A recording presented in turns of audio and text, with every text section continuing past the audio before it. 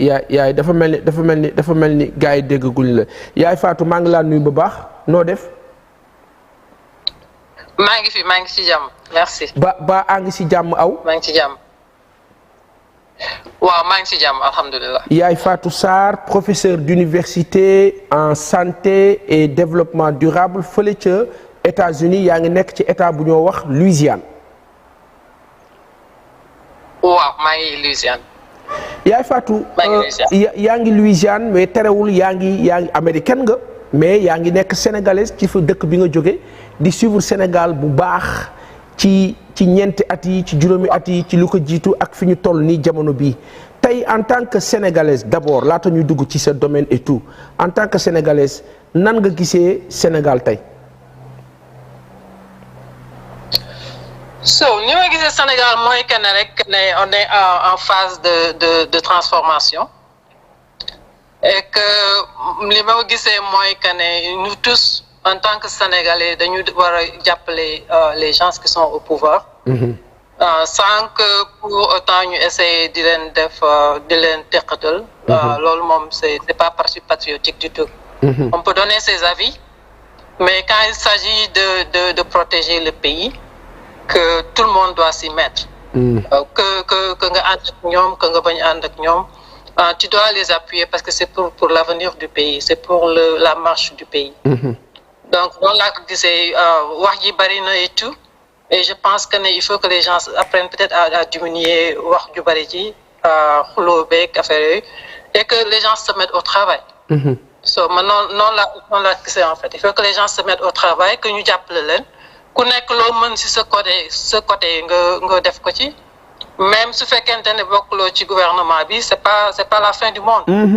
Donc li nga mën a just def ko protège ton pays comme li may wax rek ma ne chaque Sénégalais mooy protecteur au Sénégal. Chaque Sénégalais mooy développeur au Sénégal donc que tout le monde s'y mette. Alors yow en tant que professeur d'université foofu ci déjà que. Peut-être man am na lu ma ci xam mais est-ce que mën nga wax sénégalais yi ñoo seetaan actuellement partout dans le monde nous avons on va dire 200 en majorant parce qu'on est à 196 visions mais 200 nangam yi ñuy seetaan actuellement ci àdduna bi ñi yeewoo ak ñi door a yeewoo ak ñi tëdd ak et cetera en termes de décalage est-ce que mën nga nu wax réellement ton cursus par rapport à li nga def foofu ci Amérique. Man déjà j'ai commencé sama formation au Sénégal j'ai fait mon doctorat à l'université Cheikh Anta Diop. J'étais à la faculté de médecine pharmacie et trucs donc quand j'ai fini j'ai travaillé là-bas j'ai travaillé au ministère même ensuite je suis venu ici bon bi may jógee foofu c'était plus parce que j'ai senti que comment ça se passait au ministère affaire yi ça n'allait pas marcher donc loolu moo taxoon man j'avais pris la décision de partir. Donc quand je suis venue ici j'ai fait dama commencé juste avec une maîtrise en développement international ensuite me continuer avec un doctorat en santé publique. Excellent.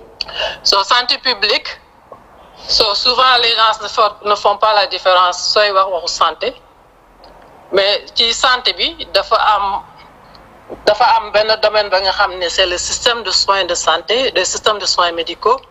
Avec le domaine de la santé publique. Les systèmes de soins médicaux, c'est des systèmes qui sont dirigés par les médecins, c'est dans les hôpitaux, les centres de santé et tout. Donc, ñoom ñooy joxe les soins aux patients. Donc, le système de santé publique, c'est le leadership, par exemple, du système de santé. ñoom ñooy déterminer les politiques de santé du pays. C'est des managers, dañuy def ci seen formation da ngay jàng management. C'est des économistes de la santé. Oui. C'est des environnementalistes de la santé, c'est des nutritionnistes. Il y a des domaines ci biir dafa am ay spécialités yu bari. Mais c'est les gens qui doivent diriger un système de santé, c'est les gens qui dirigent le système de santé. Donc au Sénégal, tout est un peu mélangé. Donc les gens ne font pas la part entre le système de soins médicaux et le système de santé publique. Oui. Le système de santé publique bi mooy coiffer le système des soins médicaux. Mais ñoom ñooy déterminer système de santé naka lay doxee. Okay. Quels sont les besoins lan la ñu soxla quelles sont les priorités en matière de santé ñoom ñoo koy déterminer. Dañuy am des statisticiens yi nga xam ne ñoom dañuy jàng santé publique donc man c'est ça sama domaine loolu sama domaine c'est peut-être liggéey sur les politiques de santé dans un pays. Comment gérer le système de santé, des choses comme ça. So, ok et à l'université ban université nga jàngale. so bi ma ñëwee fii xam nga maa ngi woon étudiant à l'université Tulane. Oui. Donc quand j'ai fini mon doctorat, ils m'ont proposé de travailler directement.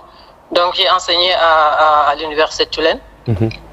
J'ai enseigné là-bas pendant longtemps. Donc Tulane ban état la nekk Tulane aussi. Tulane ban état la nekk. C'est en Louisiane. Louisiane, ok. C'est en Louisiane. Ok.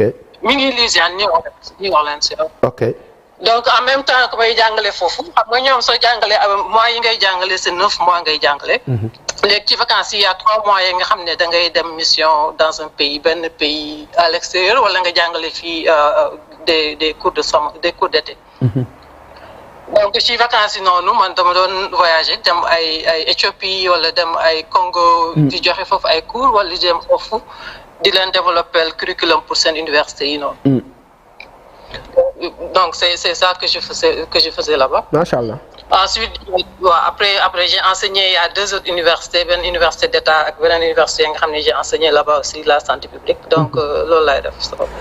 tey soo doon évaluer la santé publique aux États-Unis comparativement ak la santé publique au Sénégal lan ngay wax. xam nga ñaari systèmes yi dañu xaw différent. Parce que fii ñoom ils se focalisent déjà li may def différence mooy que ne le Sénégal man je pense pas que ñoom am nañu politique de santé. Donc pour moi je crois pas que ne foofu am na politique de santé et c'est quelque chose que les gens doivent bâtir ñu développer les politiques de santé du Sénégal. Donc actuellement ce qui se passe mooy que ne il y a les plans de développement de la santé c'est des plans de développement li ñuy am noonu c'est pas vraiment des politiques de santé. Donc ñoom ci loolu la ñuy wekk du dem en même temps il y a les organisations internationales yu ñëw imposer programme lu jox ay programmes yi nga xam ne par exemple c'est autonome du système de santé et souvent c'est des programmes de dépopulation c'est des programmes yi nga xam ne seen end goal mooy que les femmes diminuent seen naissance yi tout ça. Mais yaay taxawal. Ok. Yaay Fatou Sarr professionnel en santé et développement durable, professeur d'université, spécialiste dans le domaine de la santé sanitaire. Yaay li nga wax c'est important da nga ne politique en santé daanaka amu fi. ay programme non je pense pas. ay programme yu ñoo appliqué yoo xam ni ça vient de l'Organisation mondiale de la santé. Tu me donneras ton avis sur par exemple le vaccin de Gavi etc. yow da nga wax ne seen ay programme ñoom tubaab yooyu di ñëw di ñu waxi santé c'est souvent pour dépeupler. waaw man fi may jiyee mooy que ne des pays yi nga xam ne ñoom ils disent que ne ils viennent aider nos pays dans le cadre de la santé. Et que c'est des gens yi nga xam ne ils ont crié haut et fort que la population africaine dafa ngande il faut diminuer ça. Des pays qui disent que ne les Africains sont inutiles que amuñu benn utilité en fait. Donc et que leur population dafay croître tout le temps. Donc ñoom il part de seen je veux pas dire hypothèse boobu mais il part de foofu la ñuy partir en fait. Oui. Donc c'est une population qui grandit et c'est une population qui n'est pas utile. Donc ñoom li ñuy def seen programme yu bari yu ñuy def c'est dans le sens de comment diminuer cette population là. Ce qui veut dire que ne quand un pays bu am mentalité bu am noonu. Moi je prendrai jamais tes médicaments je prendrai jamais tes vaccins. Donc man li ma gëm mooy au Sénégal il y a des gens qui sont formés.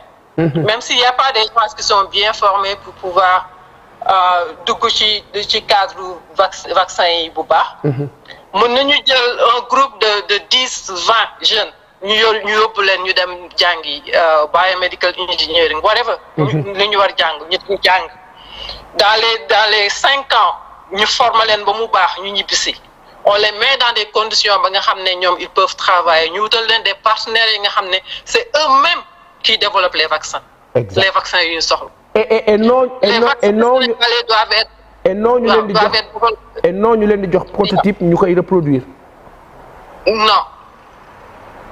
Parce que ñoom ils savent pas ce qu'il y a dans ces prototypes là. C'est ça. que bul gëm jamais li la tubaab bi wax ne lii moo ci nekk. Wallahi. Parce que ñoom même si dans leur pays là ñoom dañuy fen seen population bi. Wallahi. yaa ñoom dañuy fen seen population su fekkee seen population yi la ñu mën fen ce qui veut dire que ne ñoom su ñu ñëwee foofu d'autant plus que ñoom ils nous considèrent comme dépotoir wala ils nous considèrent comme des gens yi nga xam ne on est inutile donc li ñuy jox rien ne leur dit que ne li ñuy jox baax na. Exact. Exact. Donc en plus de ça donc les conventions yu ñuy signé. Bon fii ñoom ils ont dafay am ay formation des cours de formation yi nga xam ne dañ lay jàngal critical thinking. So critical thinking li mu lay jàngal mooy que ne man soo ma joxee document convention par exemple su ma ko liiree benn yoon am na benn sens am na benn meaning benn lu muy signifier. su ma ko soogee lire su ma demee lire que deuxième fois damay gis lan moo nekk ci ginnaaw. waaw damay gis sens ba nga xam ne ñoom dévoilé wuñ ko en fait. Exact. Let's wax donc ñun suñu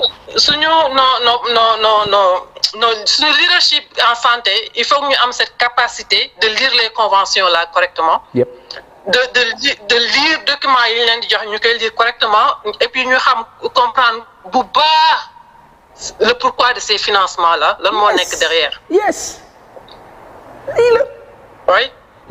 léegi yaay Fatou Sarr professeur d'université en santé et développement durable foofu ca Louisiane yaay adduna bi yëpp a ngi laa déglu maa ngi lire en simultané en instantané plutôt Badouba qui dit que ce serait bien de faire une analyse triangulaire entre États-Unis Sénégal mais aussi la France voilà c'est un sujet qui l'intéresse léegi Mohamed Diong qui pose une question que faut-il améliorer donc dans notre système de santé au Sénégal voilà Serigne Cheikh Niang moom mu ngi ci nan la ñu mën a nan la ñuy lay jotee ñun te état bi war la mën a jot wala état bi ñoo lijjantiwul bon bref considération la mais li ma bëgg a expliquer yaay li ma bëgg nga wax ko Sénégalais yi ñoo déglu. moo di ne le président Bassirou Diomaye Diakhar Faye demoon na France ci rencontre boo xam ni Gavi moo ko woote woon déjà yow il faut nga wax nu lan nga xam ci Gavi.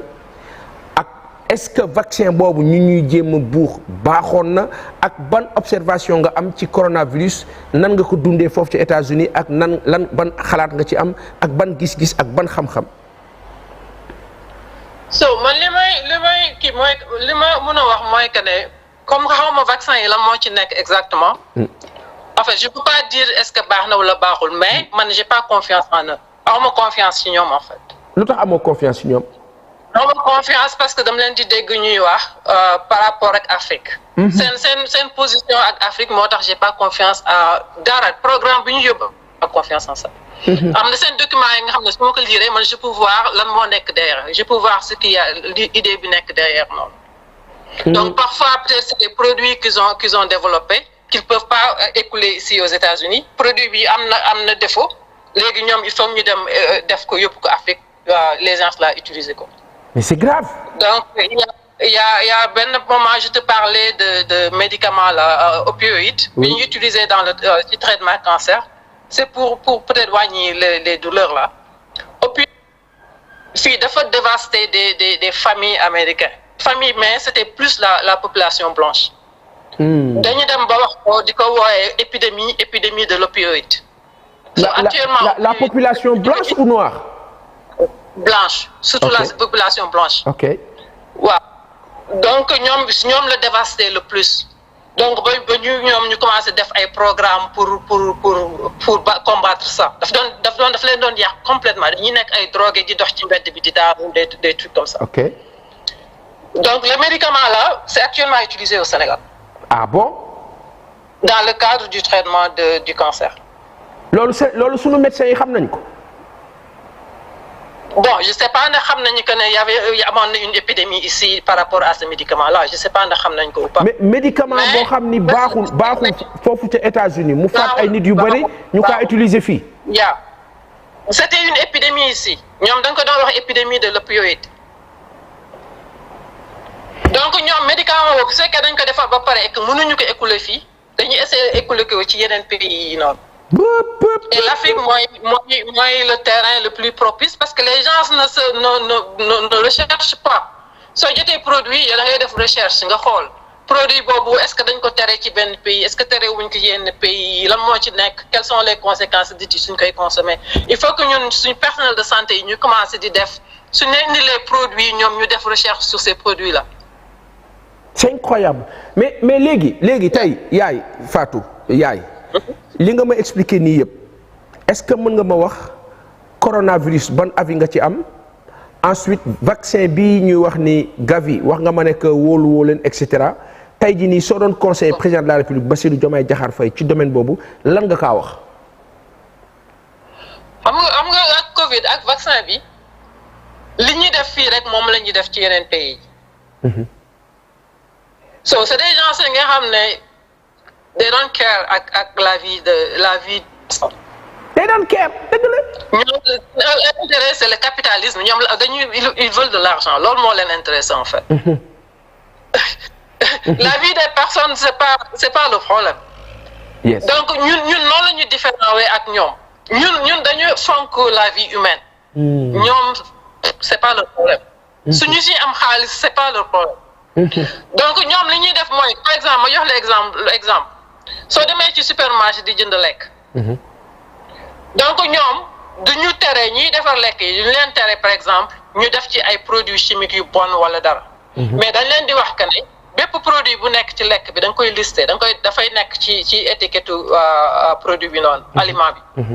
Léegi ñoom seen mental mooy que ne c'est la responsabilité de l'acheteur. Exact. De lire ce qu'il y a sur l'étiquette. Exact. Pour xam ndax lii c'est bon à sa consommation ou pas. yow su fekkee da nga dem xamuloo nga jënd ko ñoom seen yoon nekku si parce que bind nañ ko ci étiquette bi.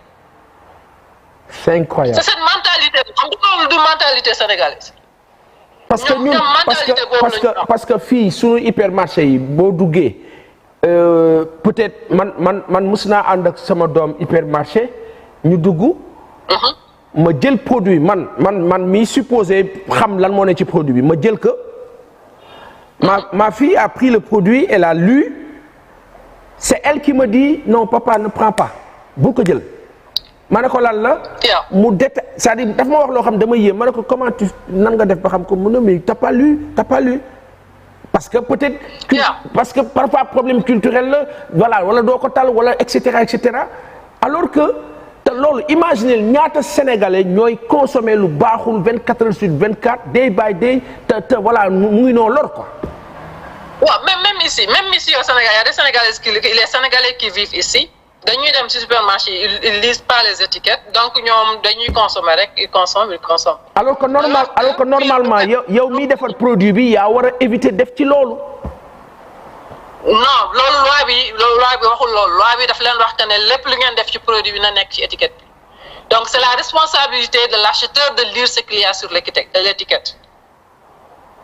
C'est incroyable. soo ko liirulee nga dem lekk ko c'est ton problème. su fekkente ne produit ba nga xam ne ay produits bon rek moo ci nekk wala li ci nekk du lekk c'est juste ay affaires yu ñuy jaxasee defar ko soo ko jëndee lekk ko c'est ta responsabilité parce que yow tu dois lire l'étiquette. waaw léegi man su ma jëndee te mënuma lire nag. c'est ton problème.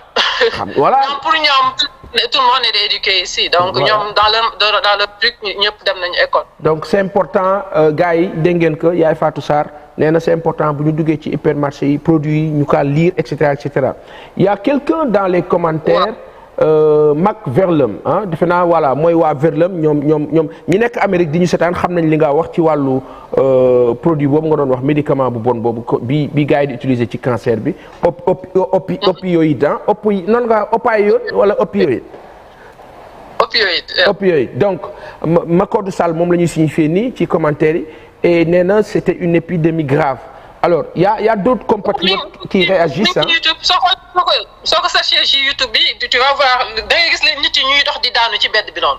C'était plus la population blanche moom la gënoon laal. Alors ñi ñuy seetaan actuellement ñoom ñëpp.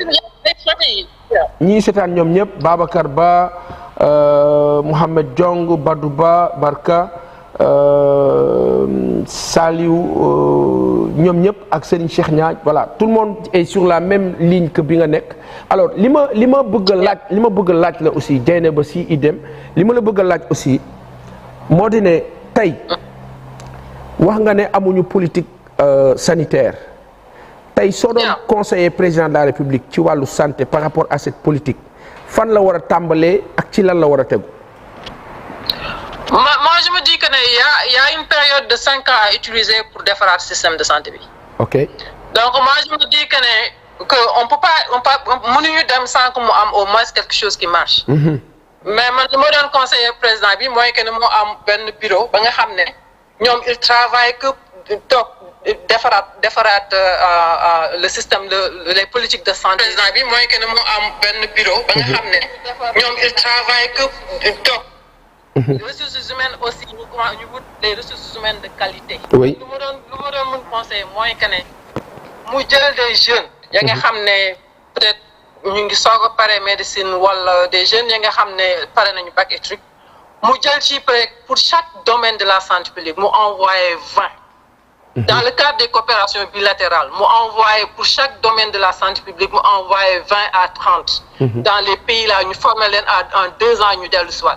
Donc, entre-temps, pendant que ces jeunes-là, nous les formons, que nous créons une équipe, ils vont travailler que sur la politique de santé du Sénégal. Donc, nous allons rebâtir la politique de santé du Sénégal.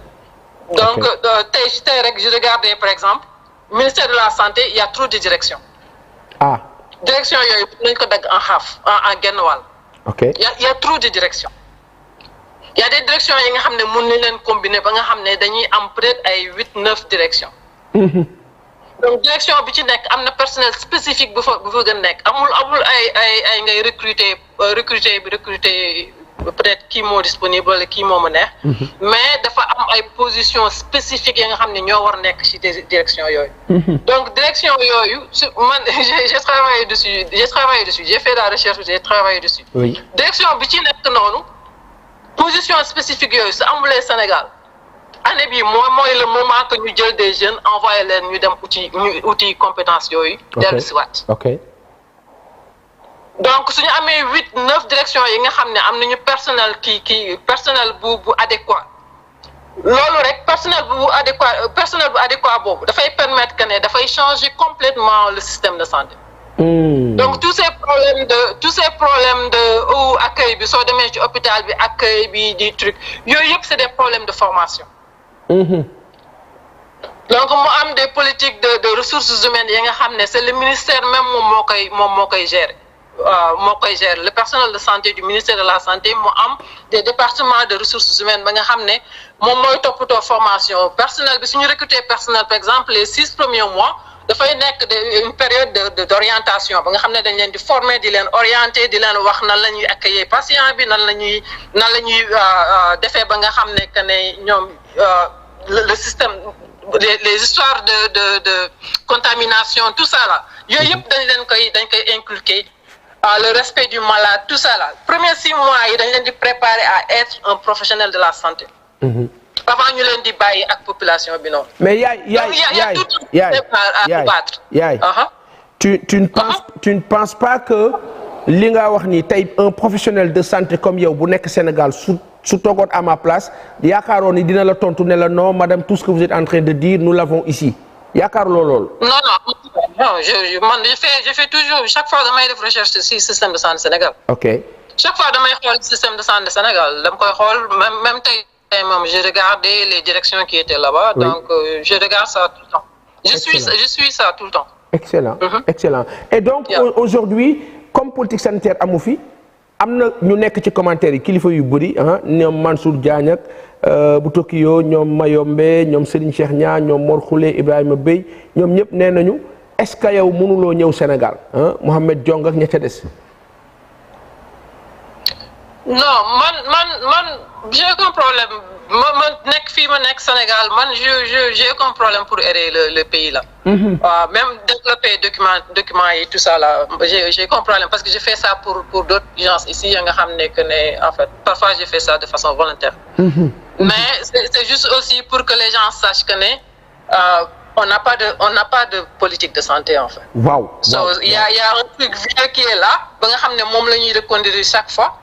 Chaque mois avec les plans de développement là ensuite ñu greffe ici tout ce qui vient de l'extérieur alors que bon ce qui vient de l'extérieur la nga xam ne ñoom ils doivent pas intervenir directement dans notre système de santé donc moi je me dis que ne les ONG qui viennent de l'extérieur les organisations internationales comme ay OMS yooyu ñoom ils doivent travailler ci frontière wu suñu système de santé. Oui. Donc ñu am da nga xam ne ñoom ñooy nekk seen interlocuteur mais notre système de santé c'est à nous de développer ça.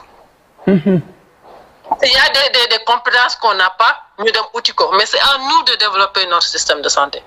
On peut pas avoir par exemple du Covid di am noonu donc c'était plus l'OMS moo doon diriger tout le truc là man j'étais pas contente daf ma naqari woon vraiment. J'étais pas contente. Un système de santé est dirigé par la population du pays ñi nga xam ne les experts du pays ñoom ñooy diriger seen propre système de santé. Et c'est ce qui est souverain. waaw et puis que ñu bañ a am complexe ak les experts de OMS ak loolu souvent ñoom li ñu xam la ñu xam. C'est ça. C'est plus que rek dañ leen di indi teg leen ci kaw. Mais soo nekkee ñoom nga liggéey ak ñoom. Parfois, tu te rends compte même que tu connais plus, parce que c'est ton pays. Tu connais ton pays mieux que quiconque. Right? Complexe bi ñu am avec des experts qu'on nous envoie, il faut que mu dañ. Loolu pour mu dañ, il faut que peut-être un groupe de Sénégalais yi nga xam ne dañ leen di former ñoom fu ñu leen former. nga xam ne suñu ñëwee ñoom ils vont parler avec eux d'égal à égal. Décomplexé quoi. Souveraineté foofu lay jógee en fait. Oui. yaa nga am un leadership ba nga xam ne ñoom fu ñu ñëpp jàngee lañu jàngee et puis dañuy wax ak ku fi ñëw dañuy wax ak yow d'égal à égal. C'est ça. Ouais. Alors il y a Badouba qui dit par rapport aux compétences souhaitées au Sénégal la nomination actuelle qui fait du bruit sur la santé est-elle normale bon dama xamul dafa am ku ñu nommé ci Badouba j'ai pas compris question bi dama xamul ci ban sens la waxee. J'ai pas trop compris mais yaay li ma xam ne moom la ñuy tëjee peut-être amaana laata may clore un peu moo di ne est-ce que aujourd'hui su ma demee ci wàllu médicaments yi dugg Sénégal daf ci am kenn ku ma mës a waxtaanal mu xamal ma xaalis bi jaar ci médicaments yi maanaam benn module ou molécule je sais pas comment la personne l'a appelé buy dugg Sénégal 500 000 francs CFA lay fay ci xaalis est-ce que loolu am na ni mu ko waxee ensuite su amee ñooñu di liggéey ci secteur boobu te seen ay salaire demeewul nenn li est-ce que loolu du insécurité daanaka. so toujours insécurité la su fekkente ne ñiy liggéey ci domaine yooyu seen salaire yi du bien noonu. Oui. Il faut que le gouvernement bi di am des plans d'incentive nga xam ne da ngay def plan incentive yi nga xam ne da ngay motiver les gens à ñu doylu en fait ñu doylu. Mais aussi l'autre aspect mooy que ne il faut être patriotique. Moi, ce que je dis, moi, que le Sénégalais est le défenseur du Sénégal. Le Sénégalais est le protecteur du Sénégal. Pour moi, si on n'est qu'un médecin, il ne faut pas que top à organisation internationale parce que l'Union fait de bar. Oui. Nous avons gagner cette population. Vraiment. Nous avons recherché un pays de nous ci cette population. Voilà. So, le Sénégalais est le défenseur du Sénégalais. Le Sénégalais est le défenseur du Sénégal. Donc, mentalité, tant qu'amour, en fait, tu vas voir des gens qui font des recherches sur les nerfs, utiliser la population, mais nous les exact. Parce que on se retrouve avec une population qui inculquer des choses qui ont plein de gagne. Oui. So, et que nous, Sénégalais, le moment accepter l'autre. Alors, il y a quelque chose que tu m'as dit la dernière fois.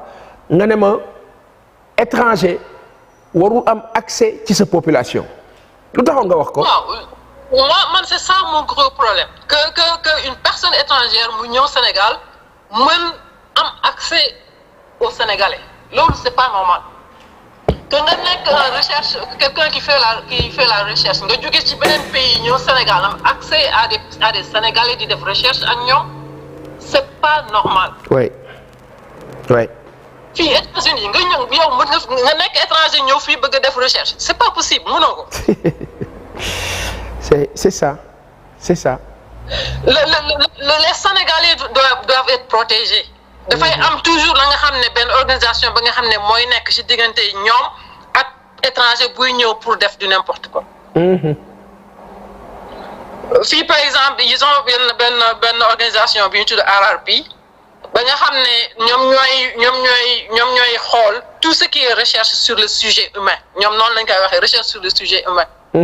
donc mënoo fi def recherche tant que jaaruloo foofu ñoom ñooy approuvé wala ñu bañ approuvé yow sa recherche bi ngay def. te dafay am ay conditions très strictes pour yow nga mën def recherche. recherche sur le sujet humain c'est presque très difficile à faire ici. ok.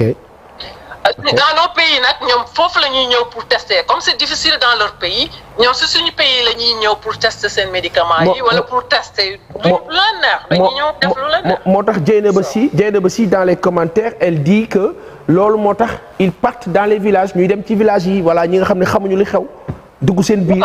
waaw loolu dans ce sens là gën a waxee aussi que ne c'est le Sénégalais qui protège le Sénégalais suñu gisee des gens qui viennent di def recherche dans la population il faut les dénoncer. oui.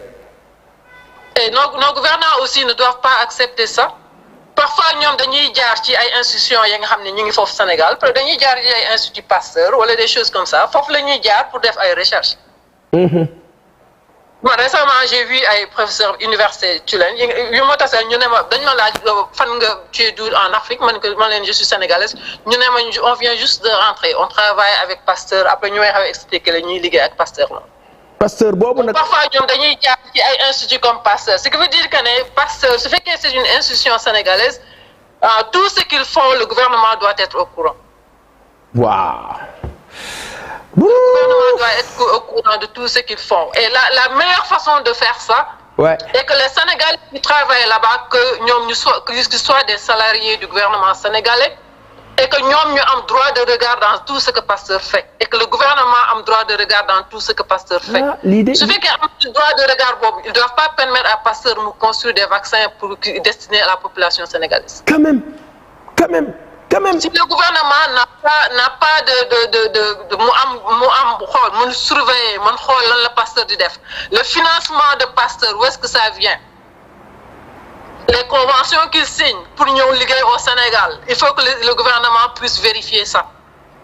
Eh oui. Donc il y a tout ça là dafa am benn pagaille bi am dans nos pays là et que je pense que il faut régler tous ces problèmes là. Régler tous ces problèmes là. C'est compliqué. En plus de ça comme en fait j'ai compris que ne Pasteur c'est pas vraiment complètement sénégalais. Mais c'est français moom la Serigne Cheikh Niang di wax ni on l'a dit à tue-tête c'est français Pasteur. wax nañ ko ba sonn te saa yoo ko waxee ay médecins sénégalais ñoo lay interpeller ne la non arrêtez ça Pasteur est sénégalais mais c'est terrible. non même tour bi ça me dérange moi je me dis que ne y a des sénégalais qui nga xam ne jàng nañu même à l'extérieur du Sénégal y a des sénégalais nga xam ne ils ont fait des études là nañu créer un institut ba nga xam ne dañuy recruter des sénégalais ñoom ñu liggéey fa des sénégalais patriotes yi nga xam ne ils viennent servir leur pays. Eh oui. ñoom ñu liggéey donc ces institutions là nga xam ne ay sénégalais ñoo fa nekk ñoom seen bopp ñoom mun nañu xool lan la Pasteur di def ñoom ñu teg leen au-dessus de Pasteur. donc ñoom ñooy surveiller ce que Pasteur fait au Sénégal. c'est ça. ah là là. am na yaay xam nga fan la ñuy tëjee. Je sais pas si yëg nga un communiqué bu ñu Badou Ba envoyé le bureau exécutif national du SAMES rejette avec extrême fermeté les récents actes de nomination effectués par le ministre de la Santé et de l'Action sociale, M. Ibrahima Sy, au détriment du corps des médecins, pharmaciens et chirurgiens dentiste oui mooy coow loolu nga xam ni il rappelle au ministre en charge de la santé que le fait de mettre un agent économiste bu ñu nommé à la tête d'une division technique de lutte contre le sida constitue une insulte grave à la tête à la communauté scientifique et cetera loolu yëg nga ko nomination boobu. non ki ñu nommé direction sida c'est pas lui c'est quelqu'un d'autre. ah ñoom de ñu nee na ñi je veux dire ñu ngi waxi que kooku ñu nommé économiste la ce n'est pas un spécialiste en santé. non santé xam nga santé. Santé publique le ministère de santé c'est la santé publique. oui. Santé publique c'est différent du système médical des soins. ok. je pense que nit ci différence boobu lañ dul def. léegi maintenant la santé publique tu peux avoir des économistes là-bas. tu peux avoir des gens yi nga xam ne c'est leur spécialité c'est l'environnement. tu peux avoir des gens yi nga xam ne c'est des managers. des gestionnaires lañu. c'est le système de santé publique c'est un système de gestion. C'est un système de management. C'est le système qui doit manager tout le système de santé du Sénégal. Ok. Donc il y a une spécialité en santé publique qui s'appelle économie de la santé. Donc soo nekkee économiste tu peux mun na liggéey foofu. su fekkee ne économiste la. ok leer na. même dans la santé publique yow mun nga def spécialité en économie de la santé. ah ça c'est clair. yaay sant na ma la. gërëm na ma la. daanu waxtaanaat yow moom chaque jour dana ma la waxloo bu soobee yàlla Serigne Cheikh Niang mu ngi ma naan Baye Assane julli jot na mais dese na ma benn nit boo xam ni je lui prendrai quelques minutes laata ñuy daw def ñaari rakk fajar yeeg ñaari rakk suba yi kontaan na ma si yow. ma rappelé yaay Fatou Sarr lañ doon waxal di professeur d'université en santé et développement durable nekk borom xam-xam bu nekk fële ca Louisiane ca États-Unis yaay jërëjëf. no problem merci. thanks so much. Merci. Thanks. gis ngeen ko gars yi il est 5h35 waxtu bi daanaka jot na oui ñaari rakk fajar yeeg ñaari rakk suba yi waaye am na koo xam ne faw ma tëj ak moom loolu sunu borom dañ ko kaa ñaan te am nañu yaakaar ne danañu ko nangul mu di Macodou Sall ndax moom sunu partenaire la te moo jiite entité bu mag bi compagnie bi ñoo wax Verlem Agro SA Macodou si aw la maa tëjee maa ngi laa woo nii ñu tënkandi rek ndax yow moom bis bu jot